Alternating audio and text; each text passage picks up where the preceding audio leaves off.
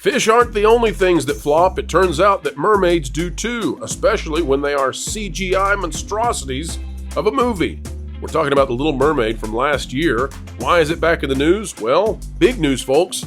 It turns out now that the mainstream media is admitting that Ariel from 2023 was officially a box office loser, confirming our reporting from last year.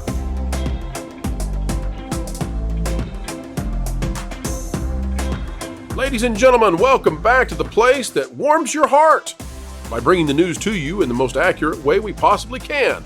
And well, that's in short order in today's order, but we're happy to bring it to you. And folks, as we do, the only thing we ask in return is that you consider clicking the like button. For over a year now, we've reported that The Little Mermaid was a box office bust for Disney, that it lost big money. Now Forbes is confirming that. But we're going to dive in deep today, folks, because within the article, there's a revelation that the losses are staggeringly more than Disney even is reporting. We'll show you, we'll explain, and we'll bring it out in a way that's going to make Bob Iger have a real bad migraine. And it is yet another, folks, time when we have been utterly confirmed in what we were reporting. You can trust those who must tell the truth because we have a track record of excellence. And oh, by the way, we audit ourselves. We put Culture and Lauren to the task last year and came out with a 93.5% accuracy rating. I believe it, maybe 92.5, I don't remember, but it was really, really high on our scoops. And of course, Jonas is part of that. He's our investigative reporter. But this one is now confirmed. Little Mermaid is indeed a flop. Now, as we read this, folks, you're going to notice that it's not as much a flop as what we had said. There's a reason for that.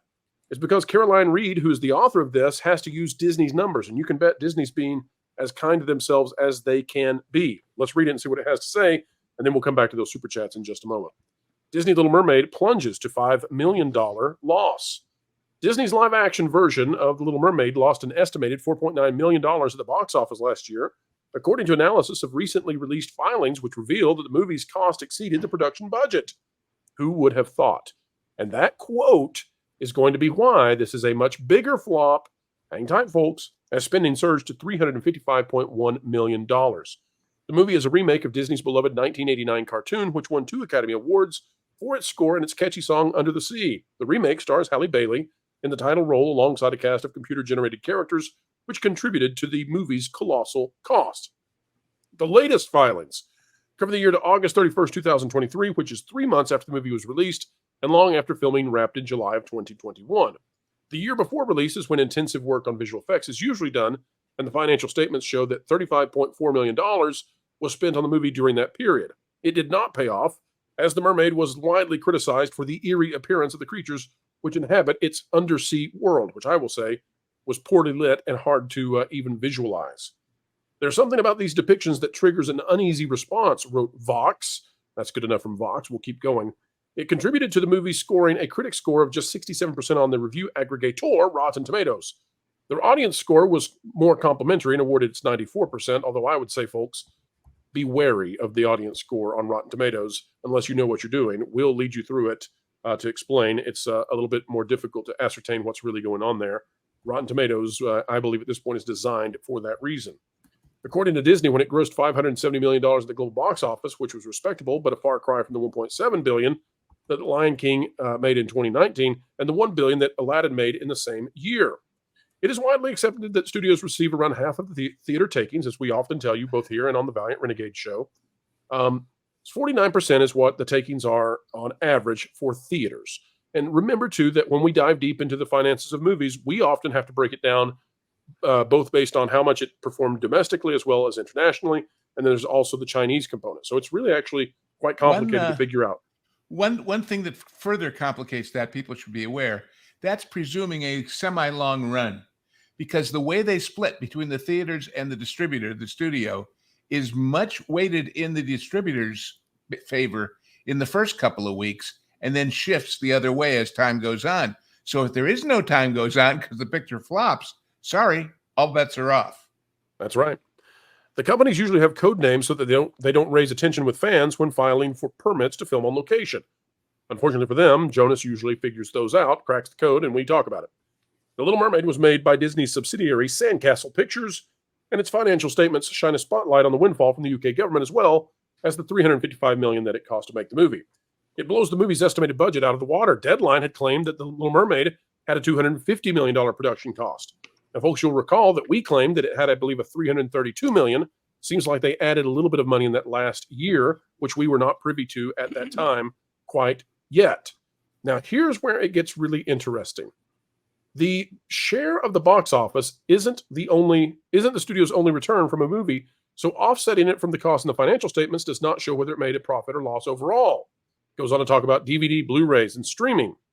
However, and this is key, this is why that $5 million is nothing, okay? So let's go back up to the top. What did it say? It said, Little Mermaid plunges to $5 million loss. Let's go back down, and it's going to show you why we were right the whole time. It says, however, financial statements also do not show the marketing costs of the movie. So if the home entertainment and merchandise sales should be added to the theater takings, the marketing costs should be deducted from them. Disney doesn't disclose its marketing spend per movie or the revenue from home entertainment and merchandise generated by each picture. So this can only be estimated, which yields an unreliable result. Folks, the reason that we do the math the way we do is because when you market a movie for the box office, that's marketing for the box office. If you market for the DVD and Blu-ray later, fine, but that's not part of the spend for the box office. And so we always consider the marketing spend. We have a pretty good idea of what these companies spend for marketing the films, thanks to Valiant Renegade and his investigations. And so we can usually put these together pretty well. We think that the marketing spend for Little Mermaid was somewhere between $150 and $200 million. When you add that to the 350 that exists, according to Caroline Reed at Forbes, well, what you wind up with is a film that needed way more than $500 million just to break even. This film did not break even or come close. If you take out all the costs for marketing, then yes, it's still a $5 million loss. But if you add marketing to it, this film, The Little Mermaid, lost hundreds of millions of dollars. Panel, your thoughts? Well, I can't help but notice that the movie wasn't very good. And they spent a Any lot more of poignant money. things to say there, Jonas? What else you got? Movie bad. Well, the movie is not good, and it had every single thing going for it from a marketing standpoint that it could, which is why Disney greenlit it. This goes all the way back to the Alice in Wonderland remake that accidentally made way more money than it should have because of the 3D craze that hit right at the same time. It also made Tim Burton rise up in the Disney estimations by a colossal amount.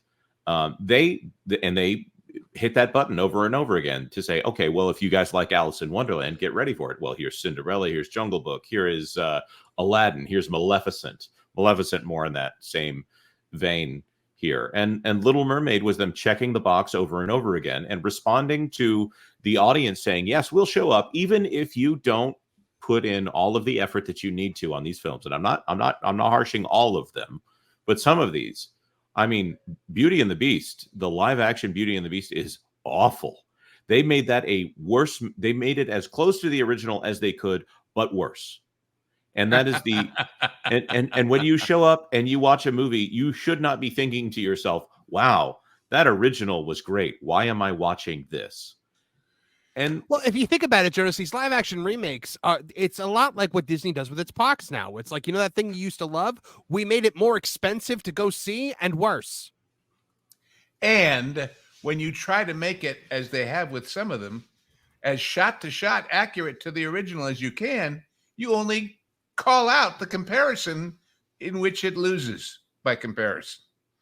I mean, if they'd taken a different take, same story, same basic music, but this time, not just, the only thing different is it's a black chick.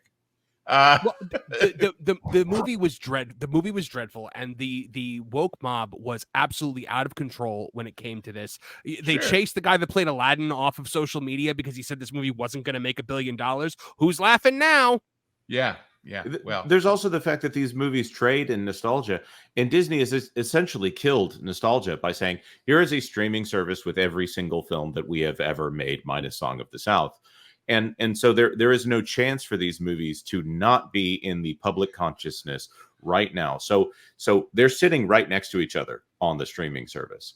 So the comparison is inevitable. But in a case like this, they're spending all of this money And that 10 years ago, 15 years ago, it would have been, hey, do you remember what it was like to sit in the theater and watch that?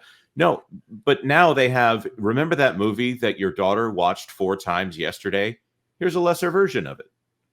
You know what it is? It's new Coke. But you know what? Look at See what I mean? The original, the bright, happy, exciting Little Mermaid, and then you look at what's playing over on the right of the screen here. I mean, they sapped all the color out of it. It looks like a Zack Snyder movie. Like the worst. Which Marvin reminds me of how they browned that trailer for Rachel's Snow White. Mm-hmm. That's a great point. It has that same palette comparison. They sapped the color out of it. They sapped all of the, which takes the joy out of it. And part of the allure of a Disney animated classic is the bright colors, the joy, it helps put you in the right mindset. This looks like a dystopian nightmare. Look at this. Let me tell you a little story. Ray Bradbury told me that when they originally planned to make the movie If Something Wicked This Way Comes, the plan was that the opening of the first shot of the credits was springtime and summer and bright colors, and that during the course of the opening credits, everything faded to dead leaves and brown and fall to give you that spooky Halloween time feel. Well, that's what they've done. They've taken all the joy out of it before you even get to the movie by making it all in this palette. What did we just say about changing colors and lighting on Inside Out? Well, there you go. People were out of their absolute ever-loving minds about this movie. I remember I said long before I had a YouTube channel, I said, man, I saw the Flounder and Sebastian reveal, and I was like, wow, they kind of look weird and like disgusting. And one of my friends, a white woman, obviously, was like, you can't say anything bad about this movie. And I was like, what? And she said, there's a black woman as the main character. I said, yeah, I'm not talking about that. I'm saying the fish looks creepy. Check your privilege. Check your privilege. Check your privilege. Oh, and I went, God. Okay. And that was one of the last times I talked to that person. And the world that created people like that deserves every flop they can get. Well, fish are creepy. They built the monster. Sorry. Now they got to live with it. Like fish in general and animals, like they can't emote the way you can in an animated classic. So when you try to make everything so photorealistic by making the depths of the ocean dark, by making fish look like fish, it just looks creepy and dark. Yes. Other example, well said. Bad movie, unfortunately, but exactly the same thing. The movie of Raise the Titanic. It starts with the festivities on the dock and the people getting excited and the building of the ship and the wonderful music by John Barry is all upbeat. And then it goes, and you cut to the ruins of the Titanic down on the bottom of the ocean in darkness with sad music. This is how you create mood in an audience. And if you're doing it by saying, guess what? There's no fun here, as you were. Why would they watch it? Why would they go? Folks, we've come to the end. OMG! But we can't wait to see you soon. We hope.